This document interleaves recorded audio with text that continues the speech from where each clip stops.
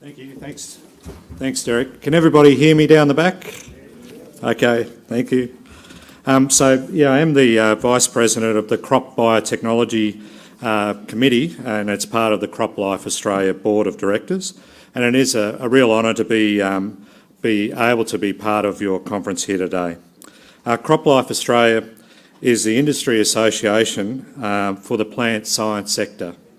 Its member organisations and companies produce a lot of the products that farmers are using in their day-to-day operations.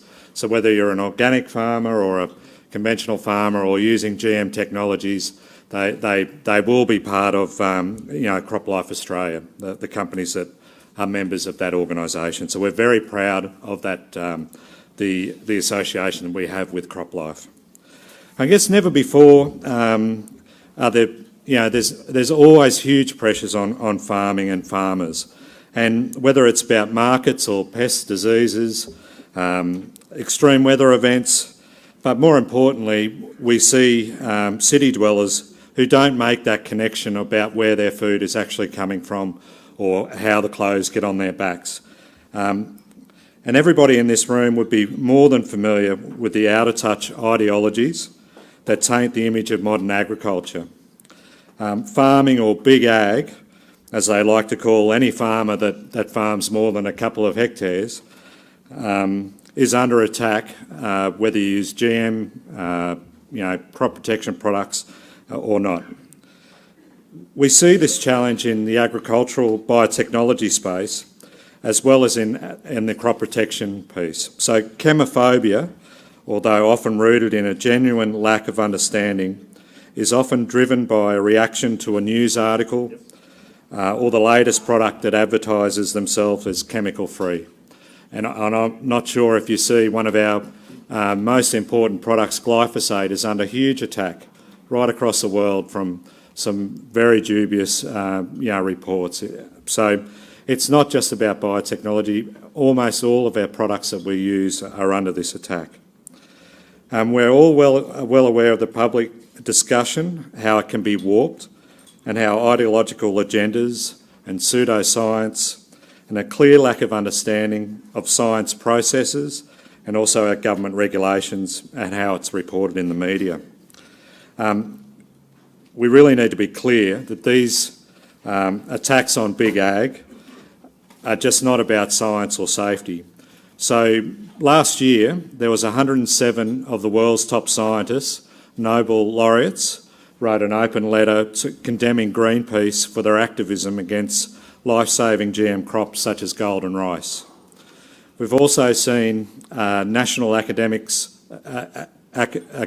of sciences put together a really significant and credible report, almost 400 pages, that states that genetically modified crops present no more risk to human health than conventionally bred crops. The weight of evidence supporting the safety of GM crops on the market is conclusive. Every farmer knows that genetic modification is really just a natural next step in modern seed breeding. But it's not enough for the activists who are ideologically, politically or emotionally blind to science and facts. So some of you may think this is the way of life and we must accept it and it doesn't really matter or doesn't impact our day-to-day business. But consider this, you think of the cotton industry without GM. I don't think there certainly wouldn't be an industry the way it is today without the adoption of GM technologies. And Australian farmers and New South Wales farmers were really the first ones in the world to plant GM cotton back in 1996. Many farmers choose to grow GM canola. It's a rotation crop to help manage weed issues that they have not only in their canola but also helps to provide control for ryegrass in wheat and barley.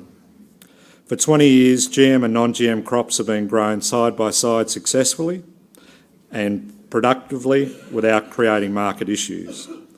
Organic farmers still making a premium, while farmers who use GM crops or crop protection products to control weeds and other pests are able to capitalise on those products. During the 20-year period of GM cultivation of GM crops, Australian cotton and canola farmers have gained about $1.4 billion of extra income and produced around 226,000 additional tonnes of canola that would not have been produced without GM technologies. The success of the Australian experience, I would argue, demonstrates strongly that the initial promise of the technology has been fulfilled. But I want to let you know that it's not just the end. There's a start to this. There's more products to come.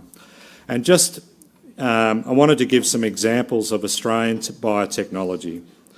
Under review at the moment, there is a canola crop with the same high levels of omega-3 fatty acids that's found in fish oil, with clear health benefits that will help sustain farm fisheries industry into the future.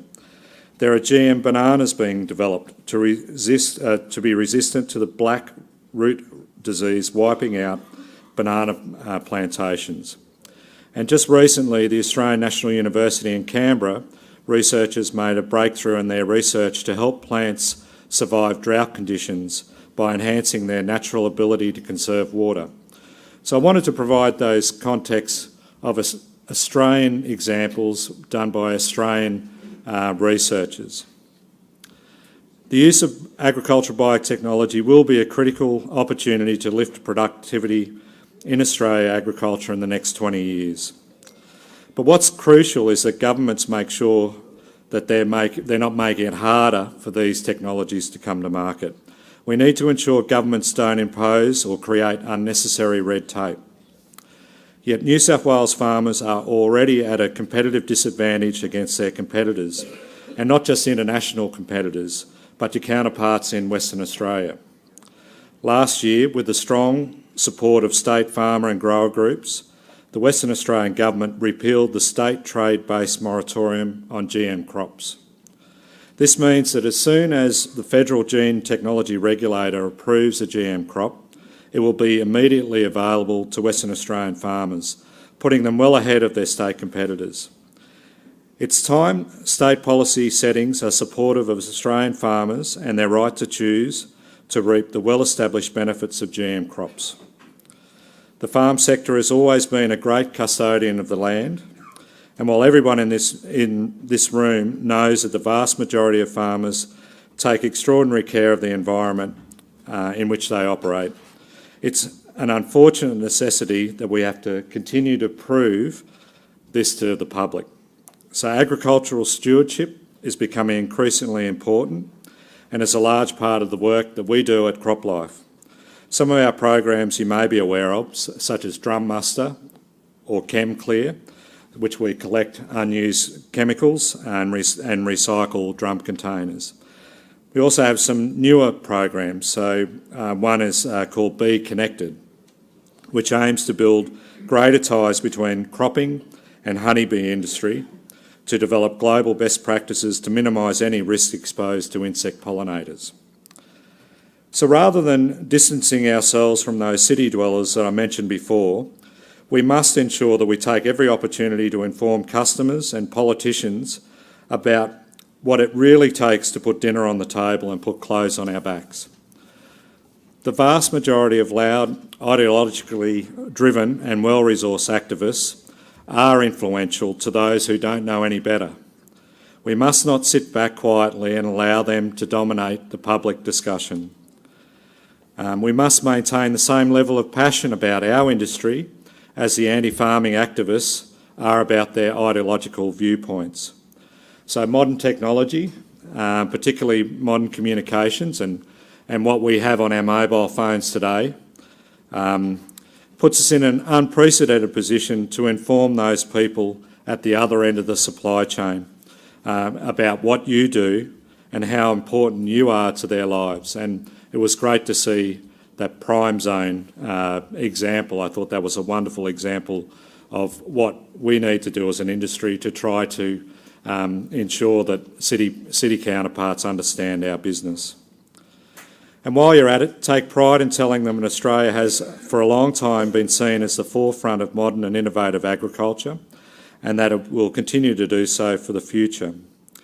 A truly productive and competitive agricultural sector that can sustainably contribute to food security and support farm profitability in a challenging environment requires access to modern farming technologies. Australian farmers deserve to have the confidence in their choice of safe and approved crops, and it's time for public policies for GM crops are based on facts and evidence, not political game playing or scare campaigns. With that, I wish you every success for the remainder of your deliberations today, and thank you very much for the opportunity to speak to you.